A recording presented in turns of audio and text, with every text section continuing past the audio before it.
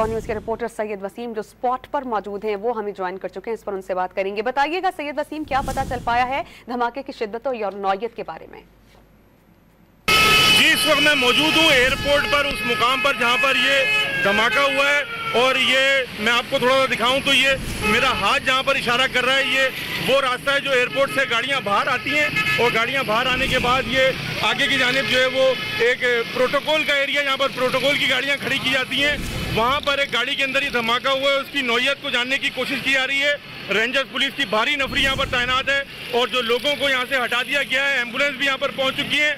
और इस वक्त जो गाड़ी जिसमें धमाका हुआ है उससे धुआं उठ रहा है और शोले बुलंद हो रहे हैं। और यहाँ पर लोग आप देख सकते हैं कि अफरा तफरी के आलम में यहाँ पे भागते हुए दिखाई दे रहे हैं। और यहाँ पर एम्बुलेंस भी जो है वो आ चुकी है और किसी भी तरह के नाखुशगवार मजीद वाक़े से निपटने के लिए यहाँ पर BDS हमला भी आ चुका है। बॉम्ब विस्फोट के हमले को तलब कर लिया गया है। धमाका एयरपोर्ट के सिग्नल के करीब हुआ है और जो इत्तलात मौसूल हुई हैं उसके मुताबिक धमाका प्रोटोकॉल की गाड़ियों के करीब हुआ है और एक गाड़ी ही में धमाका हुआ है।